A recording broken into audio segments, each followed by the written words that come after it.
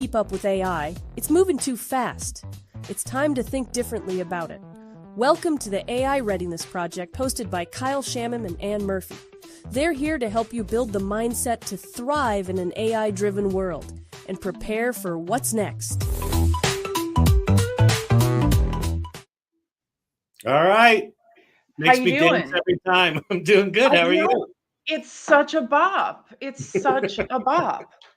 It's such a bop. Now, a bop, is that like millennial, Gen Z? Is that Gen X? What is a bop? I think it's a cool kid's word, but I think we're allowed to say it. It's not like chuggy. It's not like Riz. It's not like Riz you up. We can't say that. We're not allowed to say Riz, and we're not really supposed to say chuggy, but I do think it's okay to say bop. Okay. I do. I like bop. I also think that like once the word becomes out of fashion and it's just like left on the cutting room floor by the cool kids, I think we can use it at that point. Don't you? I like it. I like it. Yeah. Like when Riz becomes, when they drop it, we'll pick it up. Yeah. We pick it up. We just take the little meager leftovers of their cool language and we just use it or misuse it and embarrass our children. Exactly. I'm doing really well. How have you been? How's your past week been? Well, I do think that I'm like being pulled in two directions in my AI life right now. One is where I'm like digging in and like going deeper into places that I haven't wanted to really hang out in, like about the parade of horribles, of the horrible things that really are horrible about AI. Meanwhile, of course, launching, thank you, just getting my little podcast Diet Coke. It's Diet Coke o'clock, everybody. It's important. Wait, what's the name on it? Bro. We got a real, what's our song? A pop? It's a bop. A bop. We got a bop. Hey, bro, we got a bop. Hey, bro, we got a bop. Meanwhile, I'm also doing all, stuff like this, stuff like the community building and inspiring people to get off of the sidelines. Meanwhile, I'm like kind of wishing I could find a hole on the other side of that sideline and just like crawl in it for a while, Yeah, I know. It's overwhelming and exciting. So we might as well jump in. How ready are we for AI this week? How ready are you? Let me share something that I've come to. I think we're going to make an announcement here on the AI Readiness Project. I think I know the secret to AI. I think I've cracked that on TikTok. I think I've cracked the code, and I don't want to brag, but I actually do think this is it. And it actually, I've been, me, I tend to meander around a concept for a while, and then I get a little closer and a little closer. This is one of those where I've kind of been feeling some version of this for, 5 or 6 months and been meandering around it. And last night on the AI Salon, we had Danny Kravitz on. He's a screenwriting teacher and screenwriter. He's a produced, filmmaker and things like that. And he was on talking about creativity.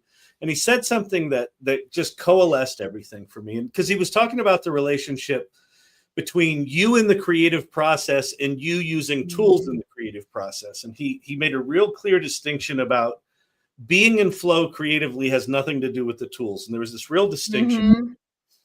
And so what came into focus for me was this. I think people that get frustrated with AI are often asking the wrong question. They're asking the question, how can I get the most out of AI? Right? How can I make money with ChatGPT? How can I make the most out of AI? And what just sort of flashed in my head as Danny was talking was, that's not the right question. It's not how can I get the most out of AI? The question is, how can I make the most of myself using AI? Yeah. And I think that's it. When AI is at its most magical is when you have some sort of idea or you've got a challenge or there's something that means something to you personally. And you've got this prompt box and it's hungry, right? It's hungry for you to feed it. Well, what do you feed it? Well, you can feed it prompt engineering and you can feed it structured prompts and you can feed it, or you can feed it you. right? Yeah. You can feed it, what are my intentions? What am I trying to do? What problem am I trying to solve? When it's at its most magical is when you make it about you. Yeah. And this can happen on a business level. So you could be a VP trying to solve some, I don't know, revenue gap closing problem, or you could be an individual trying to, I don't know, plan a birthday party, whatever it is. But it's when it's that personal thing, that's when I think it becomes most powerful. So that's my big epiphany. It coalesced last night, but I've been thinking around this for such a long time that the minute it came, I'm like, that's it. Okay, so this is why I love the AI Salon so much, is that I think that this community are perfect examples of people who have figured that out organically. Organically. Yeah. Like we had the advantage / disadvantage at the time of when we all started using, ChatGPT in 22, there was no documentation. No one knew. And everyone was like, where's the documentation? And I was like, I don't even know what does that word mean? Are you what documentation about what? Do we need to know how they built it? It's a magic machine. That's all I know. And we had to figure out how to use it. And we learned over time the best thing to do was to give it context, right? It was like context. Yep. And now look at what people in the salon have been able to do, like in the different clubs. The clubs are based on their club leaders and like the people who are in that club, like their unique passion and the way that they're using AI to do more of the things that they like to do, like the Life Hacks Club, like that's them pouring their life into it and getting AI to help them do more of what they want to do. They don't come to it and go, I want to use AI and wait for a use case to arrive on a silver platter. Yeah. And it's like one of the things I think about is AI as an amplifier. Like AI will amplify whatever you give it, right? Yep. So you give it crappy stuff, it'll make bigger, crappier stuff, right? Yeah. You give it a crappy prompt, you give it unthought out stuff, it'll just amplify that. But if you give it yourself, it'll amplify you, right? It'll amplify who you are, what you want to do. So the thing you're most passionate about is the thing that gets most amplified. Yes. And then there's like this virtuous cycle of that gets me more excited because now that idea I had that I thought was small just got bigger. And now I'm like, now I'm really excited about it. And you give it more and then it amplifies it more. And it just keeps, doing this. The more you put into it, the more it kind of shines up who you are, right? It rizzes you up. It rizzes you up. Well, so this feeds into it. One of the interesting things about doing it when we're here weekly, week in and week out, is that I get to reflect on, that was my thing last week. This week, my thing is. And so this week, what I'm fired up about is exactly that, the amplification of our humanity, but in what can happen if you're not thoughtful and skilled, in some ways skilled about how you use the tools, is my beef this week about the way that women in particular are using AI to produce images of women. So here we all are. Do I have a minute for a little I think this is important. I think this is an important ramp, and especially with CJ coming up. I'm so excited to have CJ up here because he's so intentional about his art and what he puts in the world and what his voice is. So I think it's actually a really good setup for what we'll talk about with CJ.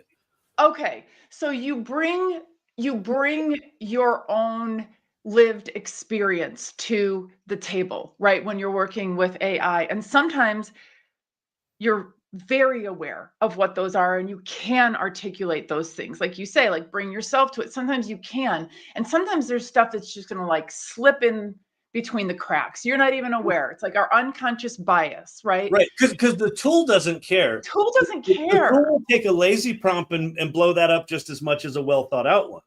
Exactly. So most women, have internalized misogyny. And sometimes what that can lead to is some really destructive thinking and behavior. And so and I don't know that that's actually what is happening, but I've been really taking a look at the images of women the AI generated images of women that hit my LinkedIn feed, because there's so many. Whatever the algorithm has done, every day I get, Well, 3 you or put 4. yourself out there as She Leads AI, so you're going to get I'm some getting stuff all coming of in. these, Yeah.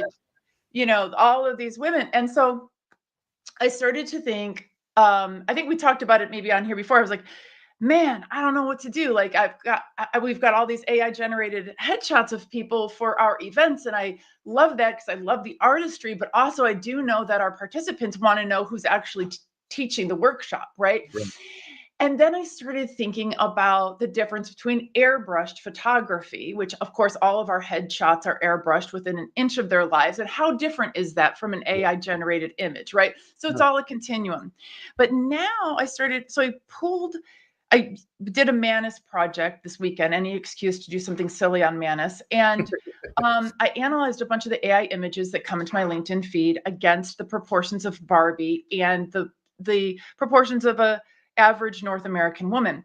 And, of course, what we found is that the AI generated images of women are way closer to Barbie than they are to the North American woman. Like very Barbie-esque, impossible proportions, probably couldn't stand up, things like that.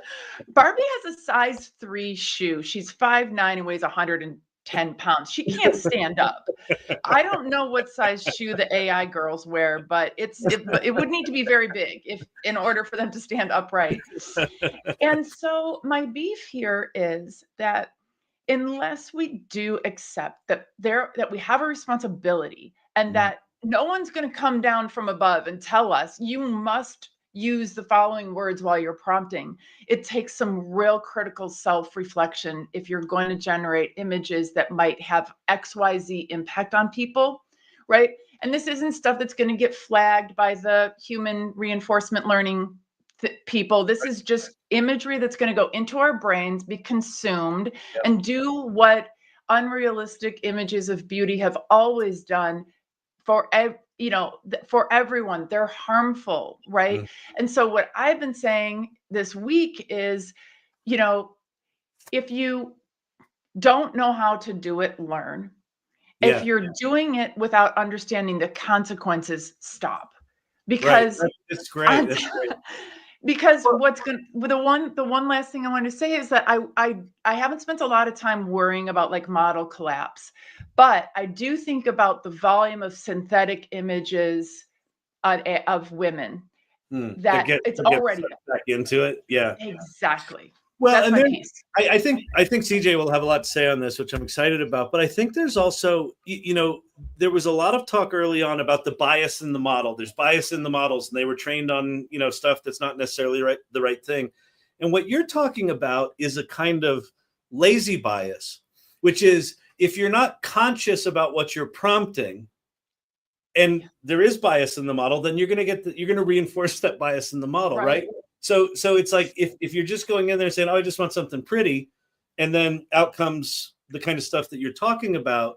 Well, that's kind of lazy, right? So there's an intentionality that I think, and again, this goes back to, I do think this goes back to like, what are you trying to accomplish? What are you trying to do in the world, right? And so just being conscious about that, learn how you can, alter the bias of the model in a direction that's more positive, right? Yes. Because I remember way back. This was like 23 sometime. You on the show, you were talking about bias, and you said it's everyone is always beefing because the models are biased, but the situation, the humans are biased. The models are trained on the shit show. Why do you think the model's biased? Because it's trained on human data. Right? Yeah, it has studied us. It has learned us. And so now, it's the FAFO, right? Like we FA'd by putting a bunch of shit into the internet, and now we're FO'd because we're trying to get... Because we've built this model that has condensed the internet into this magic ball that basically reflects us back to us. Right? Which I blame you for the internet, so it is pretty much your fault. Thank you. Yeah, I'll take that. I don't like to brag, but right behind Al Gore was me. Tell us more about what you're thinking along these lines, Kyle.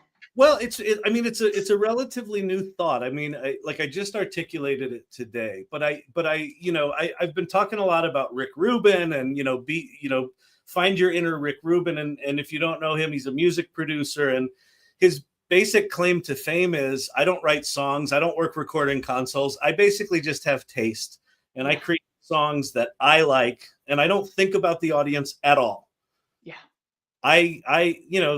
Art, creation is that moment where you have some intention, you generate it, however you generate it, with paints, with AI tools, with a guitar, however you generate it. And at some point you go, this is something I want to put in the world, right? There's this conscious choice to do it.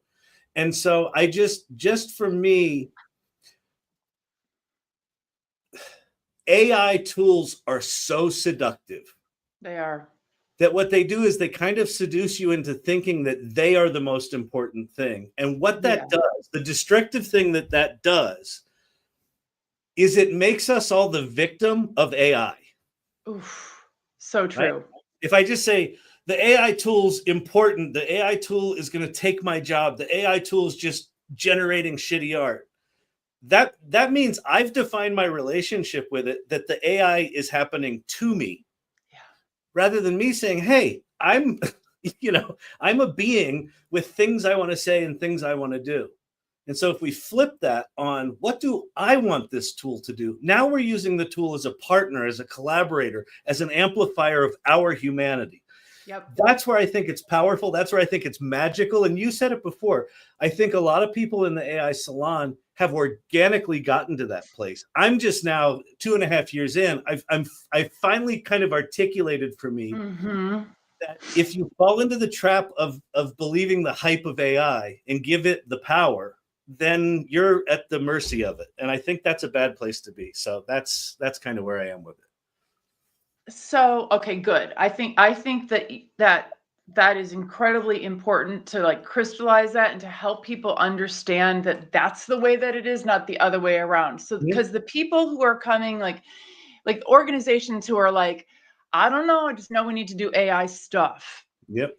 It's not working, right? So, we're going to have a panic. I learned the term panic learning. There's going to be panic learning. Yeah. Because they will have their use case, and their use case is going to be like, stay alive. Gotta get a job. Gotta get a job. Gotta get money. I heard someone made money on Etsy. How do I make Etsy art? Right, and you put it all out there, right?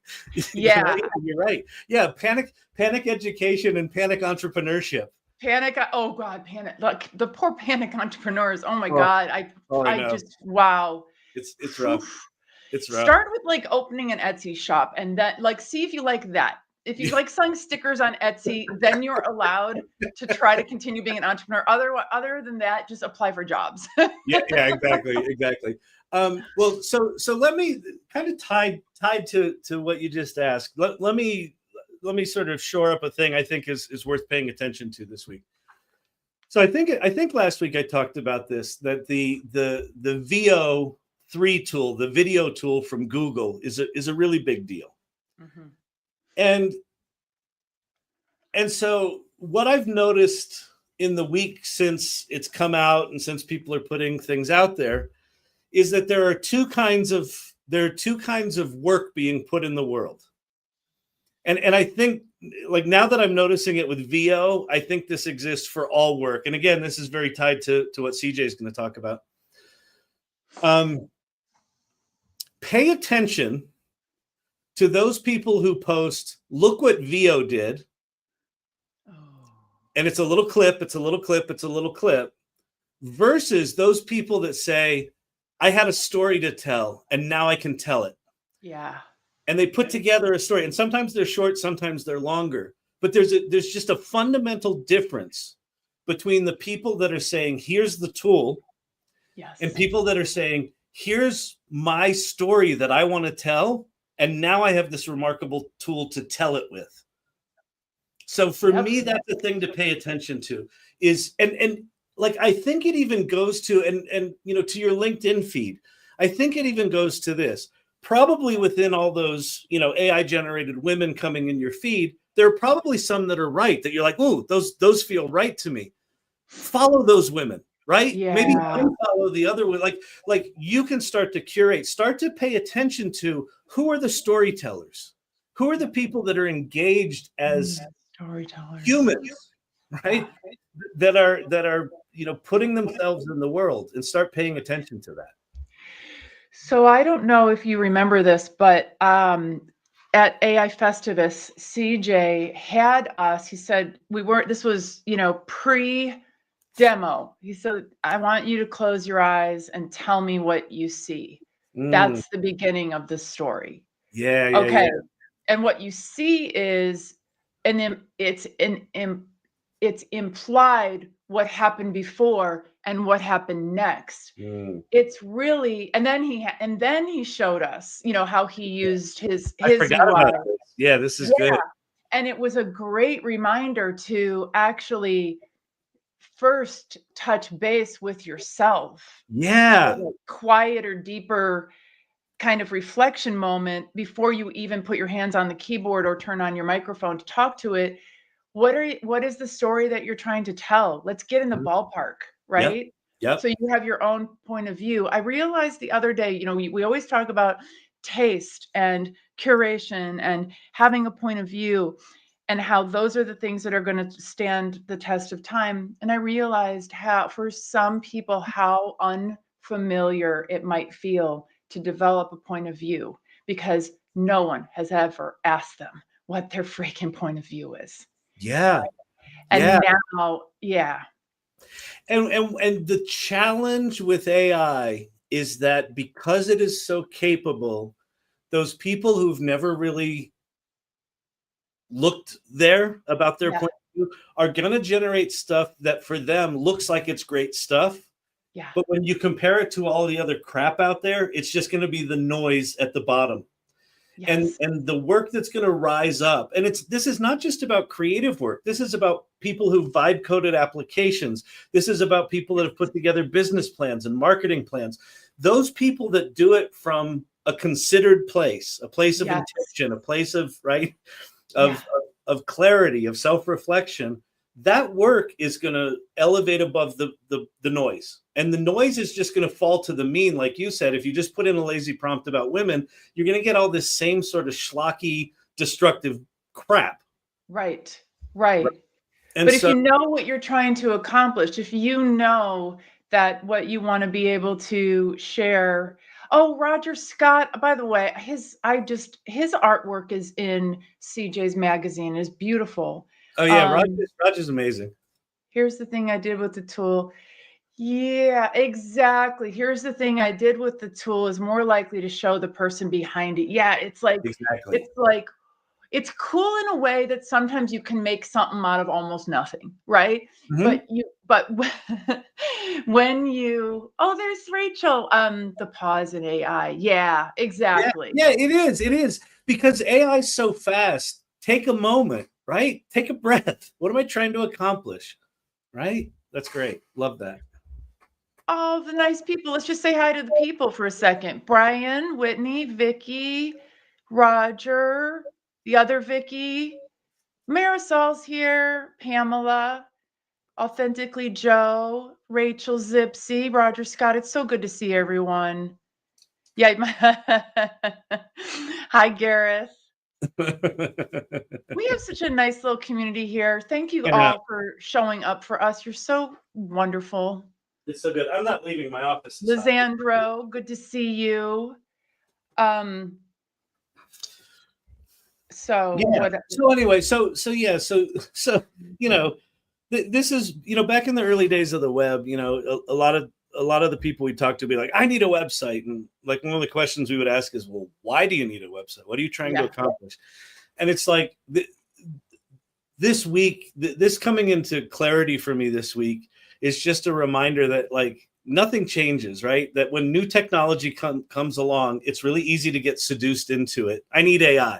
I need to do AI. I'm a prompt engineer. It's so easy because it's moving fast and it's exciting and all that. And it's very easy to fall into that machine. Yep. Yep. And it's also this tool that we get to use to express ourselves in all sorts of ways. And I think it's remarkably powerful, but you need to take that pause. Yes. I think it's interesting that we can say with impunity that it's a good thing that it amplifies our humanity, right? Because we're coming to it with the good of the order in mind most days, right? Most days. And certainly the other side of the coin is nearly 5 days a week. most days we're coming into our conversation with AI with the good of the order in mind. But also there are people who are coming to the conversation with AI with the good of the order. Exactly. That's who they do not have in mind. And they too will be able to amplify their humanity, right? Their humanity is just darker than ours. Our angelic humanity. the group though that I think is ultimately the most destructive is not the ones that come into it with bad intent. I think it's the ones that come into it with no intent. That inadvertently cause the destruction, right? Yeah. That inadvertently just put crap out there, that inadvertently create more noise, that create more things. So yeah, but I listen, I think this is why we started the communities we've started. This is why we want, as many people in them as possible. And we want this is why we're having this conversation, quite frankly, right? What is AI readiness, right? What is AI readiness? Can we do two things? One is, can we revisit what AI readiness is? And then can you tell us about the AI Salon Mastermind? Yeah, absolutely. So AI readiness is a concept we sort of co-created it. I was all excited about AI literacy for a good long while. And I said, why don't we do an AI literacy podcast? And you were like, I think AI literacy sucks. Some version of that. But you said it just doesn't feel like the right word. And as I thought about it, I'm like, you're exactly right, because it's impossible to be literate when the tools are changing on a weekly basis. But what you can be is AI ready. And what that looks like is a mindset. And it's a mindset of curiosity and adventure and willingness to learn and adaptability and things like that, right? And so that is what it is. And so when we did AI Festivus, we brought in 34 different speakers that spoke over 24 hours, and including CJ, who we're going to talk to in a minute here. And to a person, none of them talked about tools. They all talked about, here's how I'm thinking about it. Here's how I'm dealing with it. And it was all about the mindset. And that, if you compare it to a year before when we did GPT for Good, it was like, let's make custom GPTs. We were talking about the tools, and AI Festivus was talking about the process. And that I found very, very exciting. The AI Salon, let me pop up I've got it here in my name, but where did I lose? Here. The AI Salon is the community I started with Leah Faston the week after ChatGPT came out. And if you go to the aisalon.mn.co, that's the community site. And we just launched AI Mastermind. And the AI Mastermind is a subscription-based, kind of think of it as a hyper-focused community that are ready to kind of step up to the next level. And because what we've got, and you've got this within She Leads as well, is we've got 2.5 years of people in this community, and a lot of new people are coming in all the time, but there's sort of a core group of people that really step up to the plate, really support one another. And we wanted to create kind of a path for those people to step into like a deeper level of commitment, a deeper level of engagement with one another. Which I think becomes increasingly important as we move on. So if you go to the AI Salon, you can join the salon for free. The community's for free. The mastermind for the balance of 2025 is $20 a month, $19.99. And you enter, you get a badge that's a founding mastermind member. And that price is good for all of eternity. So we just launched it. I'm really excited about it. And yeah, that's what it is. So why don't you tell the good folks about Leads? have been, as you know, stalking the website to get to. I wanted to be the very first member, but then I got like, buried. So now I'm going to do it after this. I can't wait to join the mastermind. I think like there's something about I'll just be like, when I put money on something, it is more important to me. Like, people just show up in a different way. Yeah. Show up in a different way. It's like, at least once a month I'm going to get, although I think we're going to do an annual, but because, by the way, everybody, it's only $20 a month from now until the end of the year. So you should sign up now. And then, and ongoing. If you sign up anytime in 2025, that's it for life. So long as you keep that's it for life. Like, this is the $20 like is table stakes now. So if you're in a community that's like $20, like, wow, that is huge, huge, huge value. It's the new like $1 or something. So the economy, the economy of communities. But the thing about communities, and this is how I'll share about She Leads, is that I'm convinced that this is where the real learning takes place, because we're not doing it, for the world. We're not doing it for money. We're not doing it for connections and jobs and accolades and likes and followers. We're pouring into each other because we care about each other, because we have hard-won, findings and learnings that it feels good to help somebody else level up. Like, you take all that, all that whatever that you went through to learn the thing, and then you can rapidly transfer it from your brain to somebody else's. Like, it's just worth it to have these intentional spaces. That's what the salon is like. It's obviously what the mastermind is going to be. And at She Leads AI, we're able to share all of our secret sauce. We now have sessions called Secret Sauce Sessions. That's great. Because we've booked everybody out. We have member jams. We booked them all out till like September, October. So we had to create another kind of event for all the people who have things to share with one another. And that, in addition to, eventually we will need groups of people to be able to say about us that we are real, we are enjoyable, we're cool to do projects with, and now you're going to have this core community who's all going to be able to say, yeah, I know Anne, she's a real person, she's pretty dope to hang out with. So and quite frankly, if we do our jobs right in both communities, if we do our jobs right with that subscription tier, that's something that people can put on their LinkedIn profile, that it means something, right? If we do our jobs right with it. And that's, that's on us, but I think that's an important part of it. Awesome. Okay, so let's bring up our special guest. Before we bring him up, CJ's been a part of the salon since very, very early on. He's one of my favorite people in the salon. He's incredibly passionate about what he does. I can't wait for him to tell what he does. But before we bring him up, one of the things that CJ said to me that just sort of smashed me in the face in a great way was, he was showing me his art, and he was showing me how he did it, and he was using Stable Diffusion and this dedicated laptop, and the way he prompts is absolutely mad. Like, my ADD brain can't even process how he does it. It's absolutely insane. But what he said to me that just blew me away is I'm like, what are you doing here? What are you doing with this? And he said, Kyle, I set a goal for myself that in 5 years, my art is going to be in the Metropolitan Museum of Art. And that clarity of vision and passion. And before we came on, I confirmed with him that he's still on that path. But I just wanted to say that because I love that. And like, just knowing how he prompts, like, I know, like, I just have high confidence that he's going to get there. So with that, let's bring him up. CJ's just the best. So CJ, welcome to the party. Hi, everybody. Hello. Hello. Hi. So great to see you. Thanks for joining us on our humble little podcast. Oh no, thank you guys for having me. Honestly, CJ had a really nice time this afternoon.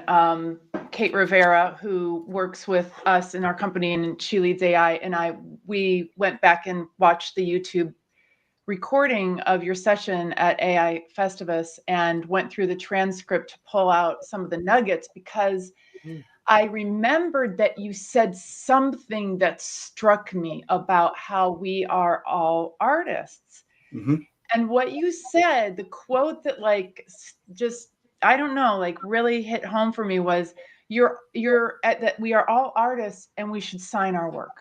And I was like, I mean, I get chills thinking about it. You know, I dismiss myself in all representations of myself so easily, but you're saying, no, no, no, this is real.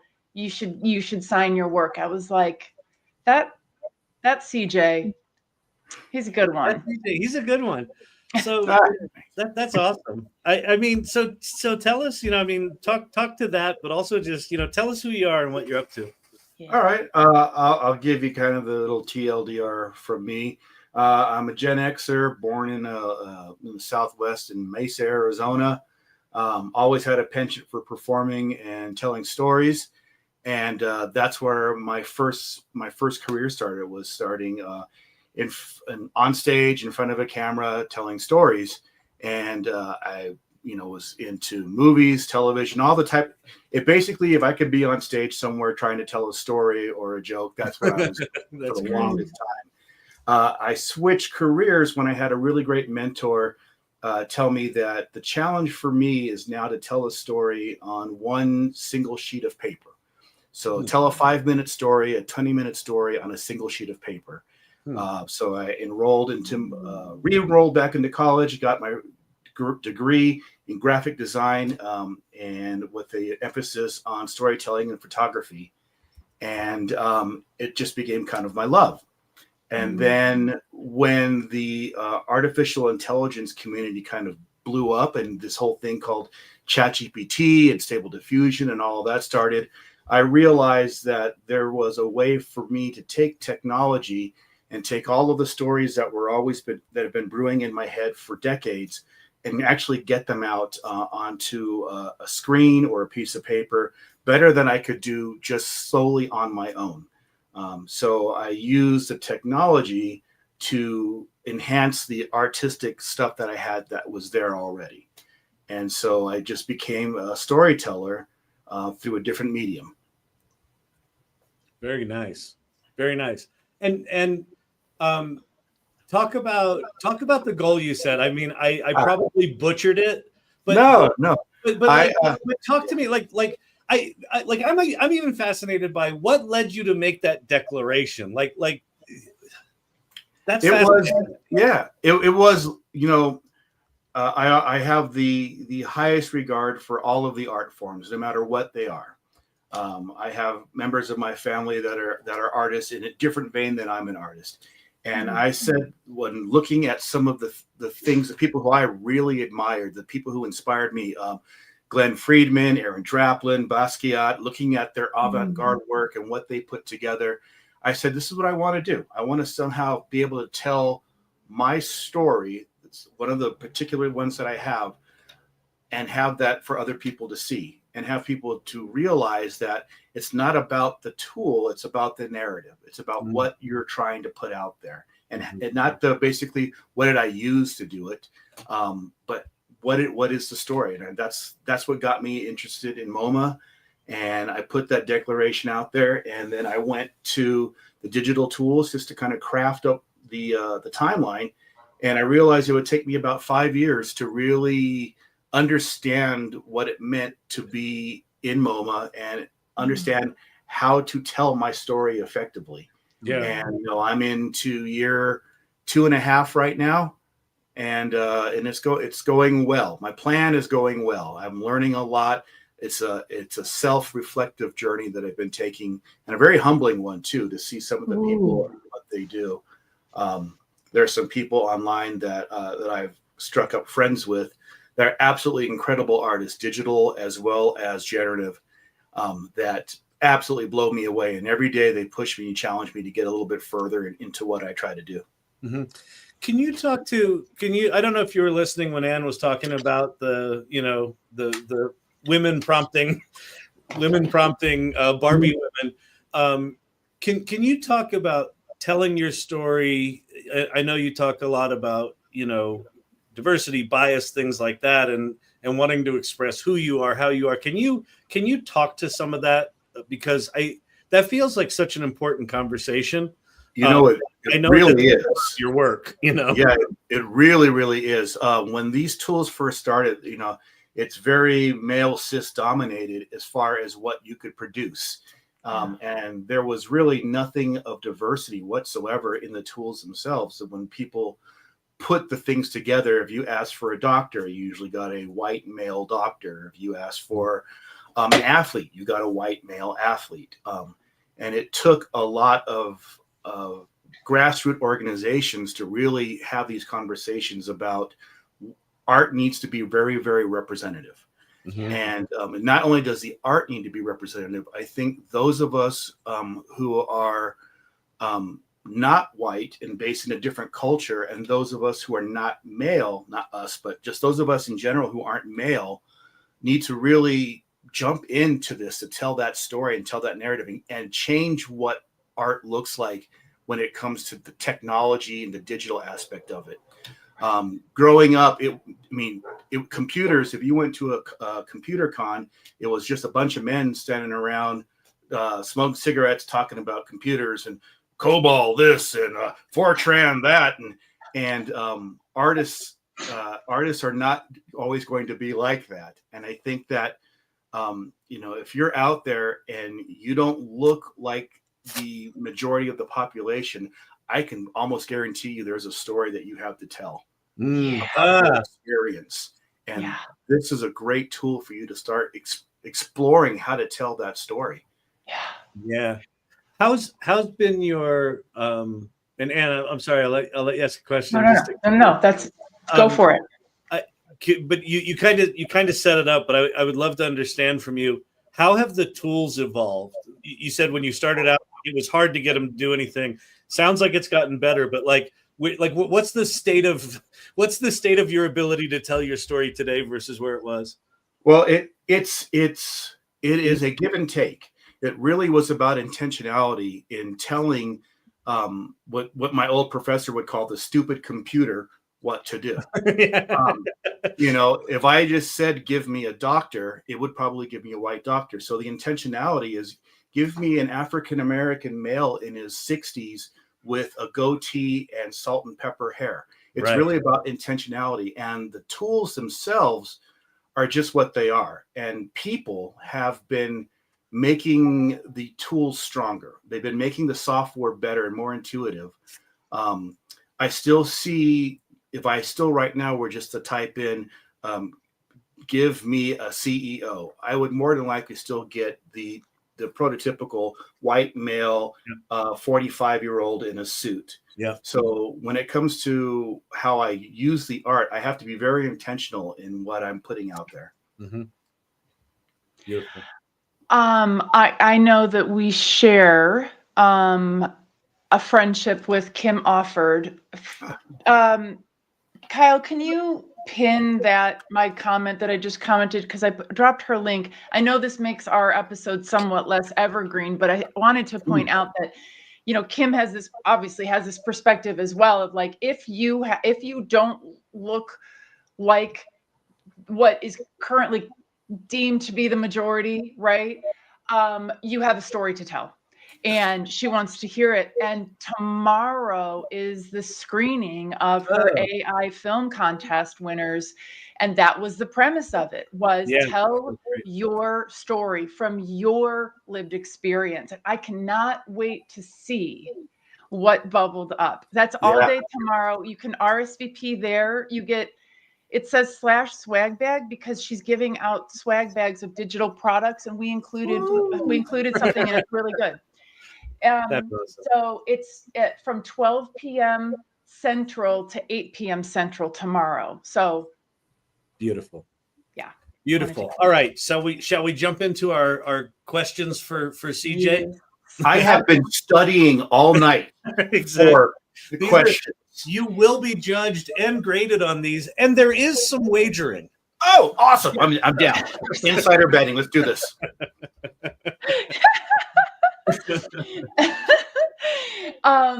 Okay, so CJ, it's interesting because I've tried to learn a lot about you. Are a little bit of a man of mystery, you know that, right? You do it on purpose, Yes. right? He does. Yes. Yes. Okay. You're like this like clandestine kind of, I don't know. Anyway, when did you start using AI? When did you know that you had to go all in, and what happened next? My very first touching of what we consider today's generative AI tools would be in 2021. Woo, that's early. It is early, and that's what we consider today's modern tools. Yeah. Mhm. My first messing around though with computers when it came to could they be predictive would be way back in 1984ish, working on computers with my father, and working on robotics and predictive cool. robotics.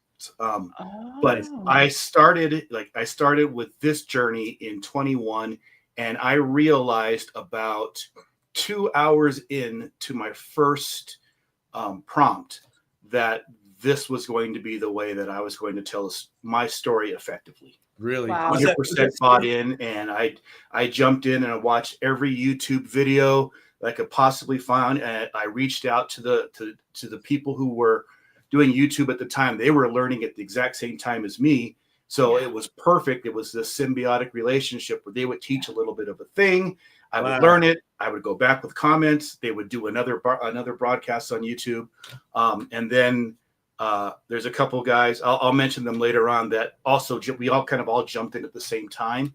Yeah. And that's what I knew. It was really early on, like the first couple of hours that I did my first image for my first prompt. And what was it? Was it Stable Diffusion? Was that the first tool you used, or was it Yes, something else? yes, It was Stable Diffusion. And is that still what you're using today? Sure is. I have never used Midjourney. Wow. I am a local Stable Diffusion guy, like you said. I have a dedicated system. I went from a laptop to my own dedicated mega gaming computer. That is now my dedicated. That's the only thing that it does, is it just helps me. So I go back and forth between the laptop when I'm out on the streets and roaming around, and when I get home, it's desktop time and time to sit down and get serious. That's stunning. That's so cool. That's so cool. What was it about what was it that captivated you? It was the idea that the jumbled mess in my head was actually being shown in front of me. That was a really big deal to me. Yeah. Because I don't know how to physically draw. I don't have those skills.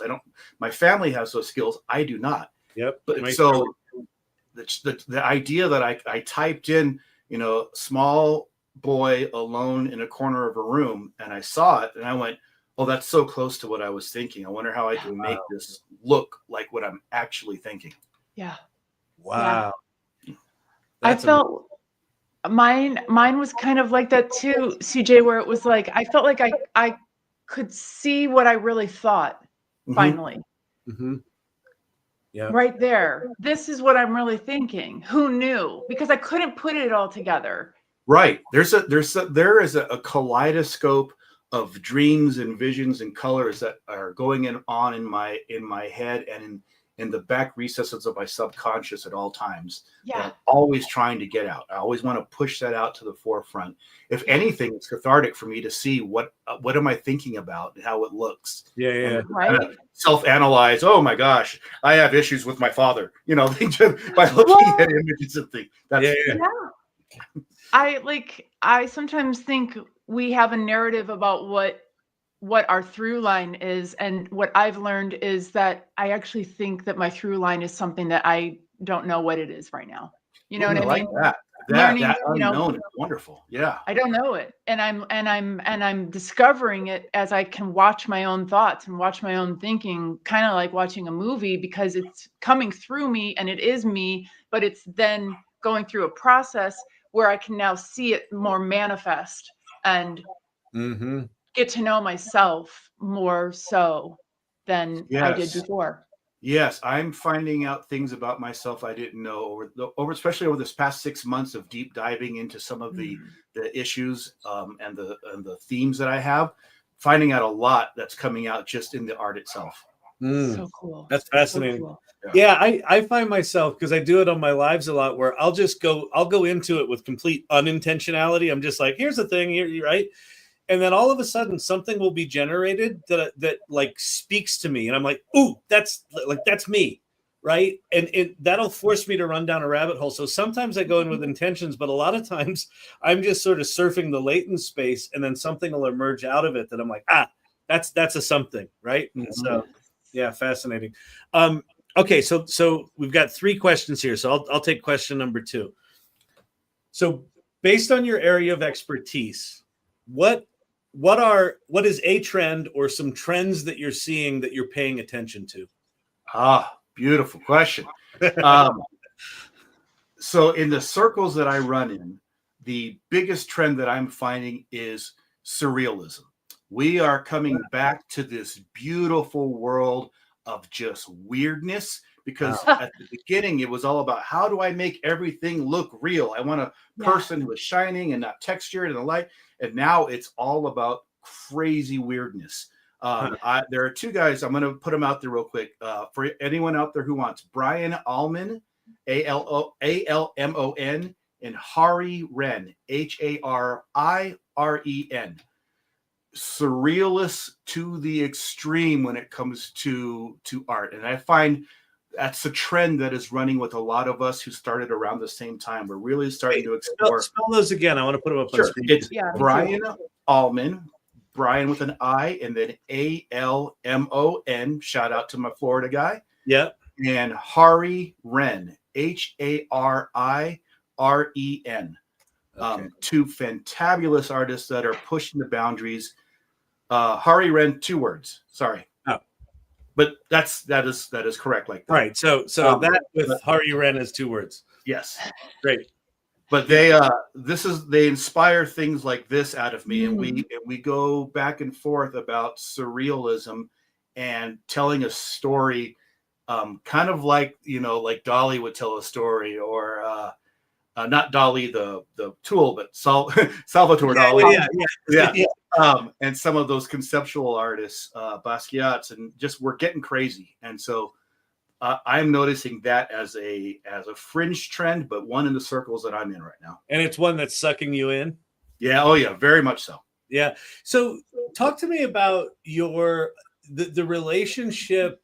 I find the way you prompt really fascinating, because so if people don't know, you're very methodical, right? You'll sort of prompt something, and then you try to change this one specific thing, that one specific, and you'll do, I assume hundreds, but like a lot, right? You dig until it's generating what you do. Can you talk to me about the relationship between your left brain and your right brain? That where are you? Like, is it more logical? Is it more like, are you surfing between those two? Like just talk to me about how you prompt and how you think and that relationship. Well, they hate each other. They can't stand each other. Left and right can't stand each other. Yeah, exactly. They're both obnoxious. They're like, oh, we hate you. Be logical. No, paint pictures. So, as the storyteller background of me is where the prompting comes in. The artistic side, the thing that's in the back of the head, knows what it wants to see, and so the storyteller side then starts trying to write that out. What does that look like? And so the prompt can start out anywhere. It could be a 40-word prompt to begin with, and it can give me gobbledygook and not what I'm looking for. And then it's a matter of, okay, back of the brain, you told me what you want. Let's try and change the words now to get to that spot. And so, yeah, I'll go through several iterations of maybe changing one word here, one word there, blue to like the word blue to, let's say, the word aqua. If it's not giving me what I want. And then I'll fiddle around for a while until I get somewhere. And every once in a while, I've found that minimalism helps in that aspect too. And so I've dove into the idea of minimalism as a maximalist prompt, and it's an interesting concept. Yeah, like I said, surrealists are we're getting funky with how we put things together. Yeah. But yeah, I will still, even if a prompt like the one you see behind me, with the craziness here, that started out as about 20 words as a prompt. And when it got down to the end, it ended up being about 7. And that was because we're utilizing this minimalism as maximalist idea frame right now. But yeah, I will do it over and over and over until I get close enough to what I need. And then, of course, there's always extra tools on the outside that have to be used, in my opinion, to finish up the art. Yeah. But you're kind of waiting for, in your mind's eye, to go, yeah, that's what was in here. Yep. Love it. So CJ, I don't know if you could possibly weave in some conversation about your magazine into our third question, but I invite you to do so because I do think that the nice people need to know about your magazine and need to avail themselves of it, because I think it's an important artifact, like for where we are right now with AI and art. It also brought forward some people who one of the artists that you featured is a person who I've known for a really long time, but who has never ever come out of the shadows. Oh, wow. They do not put themselves in front of anything ever under any circumstances, and they were in your magazine. It was the first time that I've seen anything they've ever made. I knew what they were capable of. I knew what their skill set was, but they just never, and they were in there, and I was like, this is so glorious. So the people that you highlighted, their story, the arc of where you're going with the magazine is something I would love to hear about. But our third question is, what would you advise somebody who's just getting into this?